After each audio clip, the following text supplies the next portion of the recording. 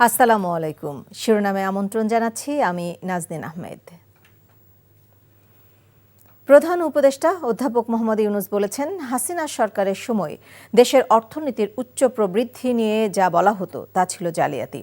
আওয়ামী লীগ সরকারের দুর্নীতি নিয়ে প্রশ্ন না তোলায় আন্তর্জাতিক সম্প্রদায়ের ভূমিকারও সমালোচনা করেন তিনি। বৃহস্পতিবার বার্তা সংস্থা রয়টার্সকে দেওয়া এক সাক্ষাৎকারে তিনি এসব কথা বলেন। মোহাম্মদ ইউনূস আরও জানান, নির্বাচনে প্রতিদ্বন্দ্বিতা করার কোনো আগ্রহ তার নেই। সুইজারল্যান্ডের দাভোস শহরে বিশ্ব অর্থনৈতিক ফোরামের সম্মেলনে অংশ নিয়েছেন তিনি। সেখানেই রয়টার্সকে দেওয়া সাক্ষাৎকারে প্রধান উপদেষ্টা আরও বলেন, শেখ হাসিনা সরকারের স্বৈরাচারী হয়ে ওঠার জন্য আন্তর্জাতিক সম্প্রদায়েরও দায় আছে। বাংলাদেশ ভারত সম্পর্ক প্রসঙ্গে প্রধান উপদেষ্টা বলেন, বাংলাদেশ ও ভারতের সম্পর্ক যতটা সম্ভব শক্তিশালী হওয়া উচিত। যমুনা ইলেকট্রনিক্সের সুপার এক্সচেঞ্জ অফারে একের ভিতর ৩ পুরনো বদলে নতুন নিন। যমুনা ইলেকট্রনিক্স। গত মধ্যরাতে দেশের বিভিন্ন স্থানে মৃদু ভূকম্পন অনুভূত হয়েছে। শুক্রবার রাত 1:26 দিকে মৃদু ঝাঁকুনিতে কেঁপে ওঠে সবকিছু। ভূমিকম্প ও আগ্নেয়গিরি বিষয়ক ওয়েবসাইট ভলকানো ডিসকভারি জানিয়েছে, ভূমিকম্পটির উৎপত্তিস্থল ছিল মিয়ানমার, মাটির 112 কিলোমিটার গভীরে। ভূমিকম্পটির মাত্রা ছিল 5.1। মার্কিন ভূতাত্ত্বিক জরিপ সংস্থা USGS জানিয়েছে, ভারতের মণিপুর রাজ্যের ওয়াংজিং থেকে 106 কিলোমিটার পূর্বে ভূমিকম্পটি সংঘটিত হয়। এটির প্রভাবে মিয়ানমার, ভারতের কয়েকটি রাজ্য ও বাংলাদেশে শক্তিশালী ভূকম্পন অনুভূত হয়। তাপমাত্রা না কমলেও সারা দেশে বেড়েছে শীতের তীব্রতা। দিনাজপুরে কনকনে শীতে বিপর্যস্ত হয়ে পড়েছে জনজীবন। সকাল গড়িয়ে দুপুরেও দেখা নেই সূর্যের। রাতে গুঁড়ি গুঁড়ি বৃষ্টির মতো কুয়াশা ঝরছে। যানবাহন চলছে হেডলাইট জ্বালিয়ে। চরম দুর্ভোগে খেটে খাওয়া ও ছিন্নমূল মানুষজন। দিনাজপুরে আজ তাপমাত্রা 11.2 ডিগ্রি সেলসিয়াস। পঞ্চগড়ে তেঁতুলিয়ায় বেড়েছে শীতের প্রকোপ। হাড় কাঁপানো শীতে জবুথবু সাধারণ মানুষ। বাতাসের তীব্রতা বেশি হওয়ায় প্রয়োজন ছাড়া কেউ ঘর থেকে বের হচ্ছে না। এছাড়া চুয়াডাঙ্গা, নওগাঁ, নাটোর, সিরাজগঞ্জ সহ উত্তরাঞ্চলে বেড়েছে শীতের দাপট। এছাড়া ঘন কুয়াশার কারণে নৌ দুর্ঘটনা এড়াতে দৌলতদিয়া, পাটুরিয়া ও আরিচা কাজিরহাট নৌ রুটে ফেরি চলাচল বন্ধ রেখেছে বিআইডব্লিউটিসি। বিআইডব্লিউটিসি জানায়, বৃহস্পতিবার সন্ধ্যা থেকে পদ্মা ও যমুনা নদীর অববাহিকায় কুয়াশার ঘনত্ব বাড়তে থাকলে মধ্যরাতের দিকে চ্যানেলের বিকন বাতি ও মার্কিং পয়েন্টগুলো অস্পষ্ট হয়ে যায়। ফলে দুর্ঘটনা রোধে বন্ধ রাখা হয় ফেরি চলাচল। ঘাট কর্তৃপক্ষ জানায়, ফেরি চলাচল বন্ধ থাকায় উভয় ঘাটে পণ্যবাহী ট্রাক, যাত্রীবাহী বাস ও ব্যক্তিগত গাড়ির দীর্ঘ সারি দেখা গেছে। কুয়াশা কেটে গেলে ফেরি চলাচল স্বাভাবিক করা হবে বলে জানানো হয়। এদিকে ঘন কুয়াশার কারণে শরীয়তপুর, চাঁদপুর নৌ রুটে ও ফেরি সহ সব ধরনের নৌযান চলাচল সাময়িক বন্ধ রয়েছে। নির্বাচন ইস্যুতে দূরত্ব বাড়ছে বিএনপি ও জামায়াতে ইসলামীর।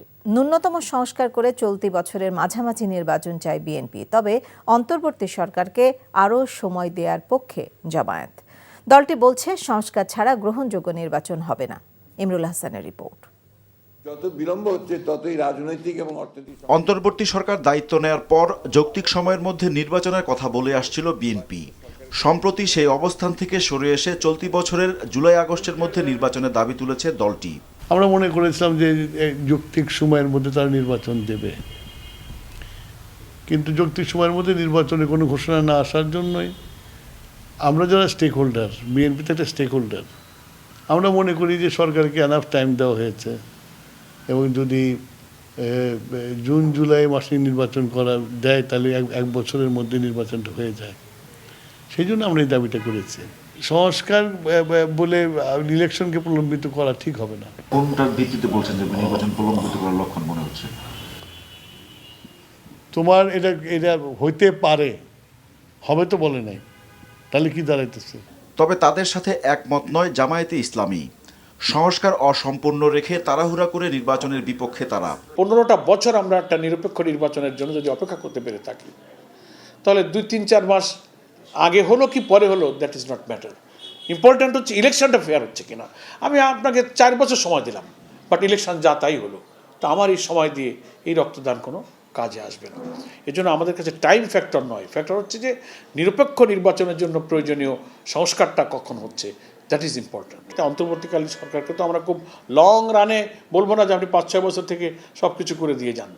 ওনারা তো এসছেন জনগণের নির্বাচিত প্রতিনিধির কাছে ক্ষমতা হস্তান্তর করার জন্য।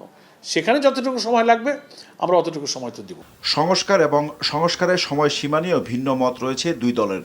কেবলমাত্র নির্বাচন কেন্দ্রিক সংস্কারের পক্ষে বিএনপি, আর সংস্কারের জন্য অন্তর্বর্তী সরকারকে আরও কিছুটা সময় দিতে চায় জামায়াত। ইলেকশন কেন্দ্রিক সংস্কারগুলো করলেই তো হয়ে যায়। শাসনতান্ত্রিক সংস্কার, তারপরে অন্যান্য সংস্কার, প্রশাসনিক সংস্কার, এগুলো পার্লামেন্ট লাগবে, ডিবেট হবে, ডিবেট হয়ে সিদ্ধান্ত হবে। ঠিক আছে, রিপোর্ট দিয়েছে, আমরা রিপোর্ট সম্বন্ধে আমাদের মন্তব্য দিচ্ছে, আমাদের নেতারা দিচ্ছে। এখন একটা নির্বাচিত পার্লামেন্ট হলে সেই পার্লামেন্টে বসে এগুলো আলোচনা করে যদি গ্রহণযোগ্য হয় গ্রহণ করা হবে। ইলেকশন সিস্টেমের রিফর্ম, তারপরে আপনার পুলিশ অ্যাডমিনিস্ট্রেশনের রিফর্ম, জুডিশিয়ারি রিফর্ম, কনস্টিটিউশনের কিছু রিফর্ম প্রয়োজন হবে, ইভেন আমাদের সিভিল অ্যাডমিনিস্ট্রেশনের কিছু রিফর্ম প্রয়োজন হবে। অন্তত ৬-৭টা অর্গান রাষ্ট্রের বা বিভাগের সংস্কার ছাড়া যা এখন আছে সেট আপ, এভাবে ইলেকশন হলে নির্বাচন নিরপেক্ষ হবে না। আগামী ৬ মাসের মধ্যে নির্বাচনের সাথে সংশ্লিষ্ট বিভাগগুলোর সংস্কার তারা শেষ করতে পারে, তারপর তারা একটা নির্বাচনের রোডম্যাপ ঘোষণা দিয়ে নির্বাচনের দিনক্ষণ ঘোষণা দিতে পারে। এখন একটা প্রশ্ন হচ্ছে সেটা কত, সেটা আমি হয়তো দিন, মাস, ঘন্টা বেঁধে দিলাম না। That is up to government, যে কোন সময়ের মধ্যে সে সংস্কার কাজটা শেষ করতে পারবে। জুলাই আগস্টের গণহত্যার বিচার চায় বিএনপি জামায়াত দুই দলেই। তবে আওয়ামী লীগ নির্বাচন করতে পারবে কিনা তা জনগণই সিদ্ধান্ত নেবে বলে মন্তব্য করেন দুই দলের সিনিয়র এই দুই নেতা। Imrul Ahsan, NTV news, Dhaka. আন্তর্জাতিক। দখলকৃত পশ্চিম তীরের জেনিনে ইসরায়েলের বর্বর হামলা ও বেসামরিক নাগরিক হত্যার ঘটনায় তীব্র নিন্দা ও প্রতিবাদ জানিয়েছে কাতার। দেশটির পররাষ্ট্র মন্ত্রণালয় এক বিবৃতিতে এই হামলাকে আন্তর্জাতিক মানবাধিকার ও মানবিক আইনের চরম লঙ্ঘন বলে অভিহিত করেছে। এক প্রতিবেদনে এ তথ্য জানিয়েছে আল জাজিরা। কাতারের পররাষ্ট্র মন্ত্রণালয় আন্তর্জাতিক সম্প্রদায়ের প্রতি আহ্বান জানিয়েছে তারা যেন ইসরায়েলের এসব অন্যায় কর্মকাণ্ডের বিরুদ্ধে কার্যকর পদক্ষেপ নেয় এবং আন্তর্জাতিক আইন ও সংশ্লিষ্ট চুক্তির আলোকে বেসামরিক নাগরিকদের পূর্ণ নিরাপত্তা নিশ্চিত করে। এদিকে জেনিনের ডেপুটি গভর্নর মনসুর আল সাদি সতর্ক করে বলেছেন, শরণার্থী শিবিরে ইসরায়েলের চলমান সামরিক অভিযান উত্তর গাজায় সংঘটিত গণহত্যার পুনরাবৃত্তি হতে পারে। অন্যদিকে যুদ্ধে ইসরায়েলকে সহযোগিতা করায় গাজায় ৩ জনের মৃত্যুদণ্ড কার্যকর করেছে ফিলিস্তিনি স্বাধীনতাকামী গোষ্ঠী হামাস।